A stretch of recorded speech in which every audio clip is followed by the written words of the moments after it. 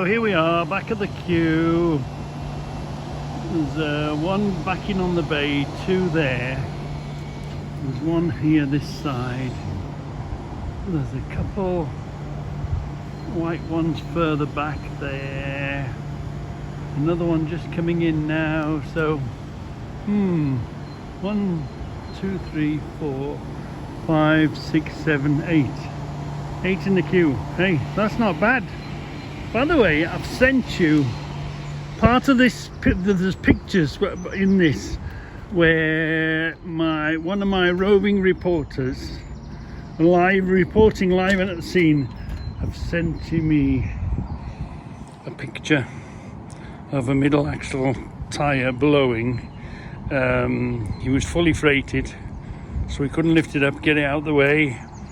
And I have looked after him. I've sent him a pair of underpants by post. He's way up north. No tyre man anywhere near him. It's scary. When these things blow, they go with a hell of a bang. Yeah, one hell of a bang. And all you can do is hang on.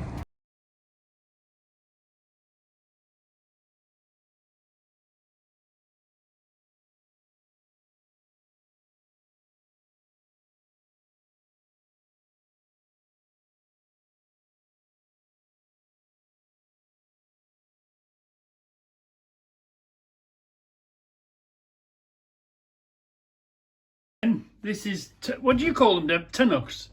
This is the sweetie cupboard. You mean your sweetie? We've usually got. That's your sweetie cupboard. Yeah, wagon wheels. We've usually got Tunnockses. I'll find a picture for you. You'll go past their factory. Oh, ginger creams. Oh, nothing better.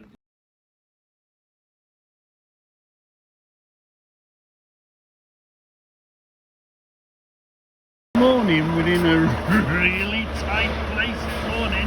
Really tight. Yeah, we just got to stretch the trailer. Up the mirrors, either side. Then you've got to get out. Hold on.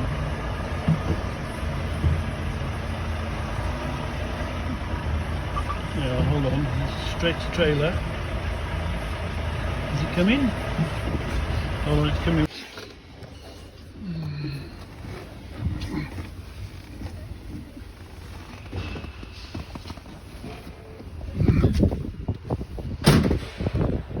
Yeah, it's one of those places. We've got railings there. You've got to have your wits about you if you're backing in. You need just to pinch a mirror, you know. Let's get out of here. What's these posts? There we are. Done and dusted. Little bit of huffing and puffing. He doesn't like being moved on, but where do you think there's a queue of trucks? Where do you think that truck was going to go? It's a one-way system around here. It would have been nice to just get there and get it offloaded, but he's not very happy. And the truck driver said, "Oi, I want to get moved out of the way." And you told the forklift driver, "You can't be there, mate." So why park in the swing of a truck? These trucks have got to come in and out, and he's just plonked in front, you know. Some people just can't see the bigger picture, can they? They just can't see the bigger picture. And there's plenty of room up here and roundabouts to go, but he had to put his nose in front of the truck, did he? And it's a one-way system, and the truck just can't get out now. And he's putting a face because they're trying to get him to move forward. So he's messing about trying to tie it all up because he's gone there and tied it all. Now he's pretending to tie it all up so that he can move just to a better place. Dear, oh dear, oh dear. Just be aware of everything around you, you know what I mean?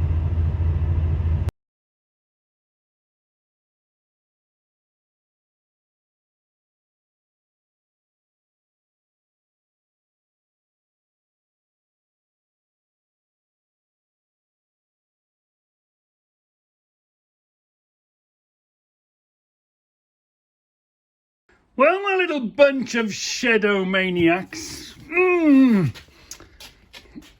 What we've got, there's something that, you know, when you've got something that ticks you off and you want to fix it, but you're really not sure how to fix it and if it's going to work. So my problem is the backs of these shelves. I don't like the fact that there's a gap between these backs of shelves. And it's not this wall is uneven behind, so it's not as uneven, you know, this shape, this side will be different to this shape here, which will be different to that shape there, which will be different to the shape behind here. So if it was on the ground, we would simply get a mix of sand and cement, and we'd put sand and cement in there. It would mold to that shape, and then we'd leave it, and the sand and cement would go off and you'd have a nice concrete. But how do you do it as per shelf? So I haven't got a problem in putting a piece of wood here underneath to hold it up temporarily and then remove it. But would just sand and cement hold itself? Have I got to put nails in this way and hold it up? It'd be nice to have just a straight surface onto there, wouldn't it? We've got a good thickness to play with. Do we put little bars in here to sort of strengthen it up?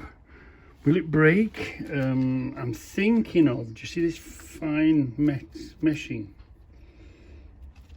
That takes no space at all in there.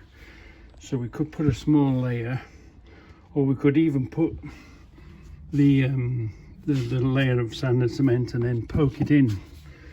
Would this hold it together within it? Almost like steel bars, but it wouldn't be. It would be nylon. We could get this, even maybe fold it twice. So fold it in two and put the mix on there. Obviously be supported underneath temporarily, wouldn't it? Be supported underneath temporarily, so it's not going to fall through. And then just wait for it to set. And once it's set, I don't imagine there being any weight on there, because the actual, you know, the jars and all that sitting here. I just don't want things dropping. I don't want that space there. So if I don't support it, I can't imagine just putting a sand and cement here and it staying there. I can't see that.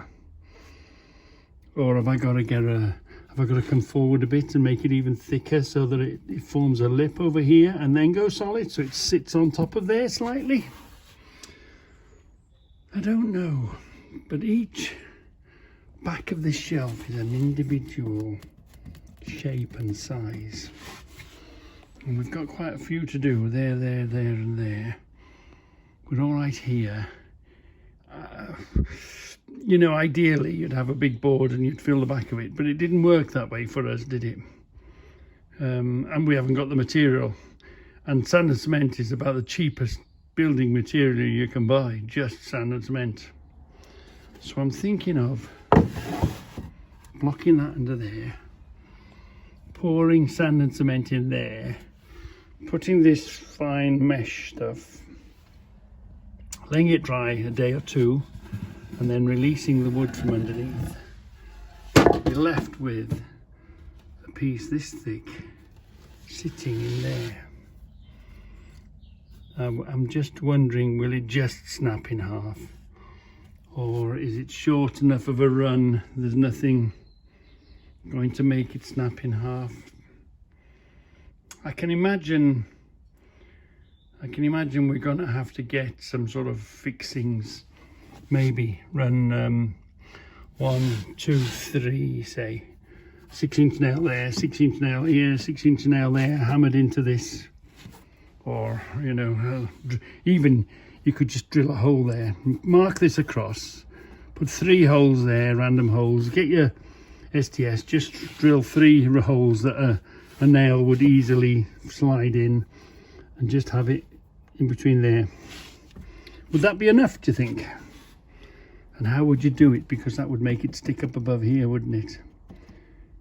And I don't really want to go to the aggravation of drilling a hole here you'd have to drill a hole there, drill a hole here, cut the end of the nail off, feed it in here, and then feed it back into there.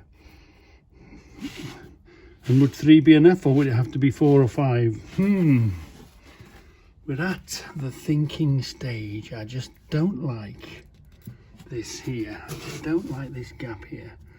So that as you put them in, things will fall backwards. So, any suggestions? Have you had such a problem? They're individual spaces, aren't they? Yeah, this shape. That's why sand and cement would be the boy, because sand and cement will make whatever shape you put it into. What are we thinking? I think, but yeah, I want this to continue. And trying to get a piece of wood and make it fit and all that malarkey. No, because it's not an equal size or shape in the backs of these. So what are we thinking? Look, stuff could fall down the back there. So I'm not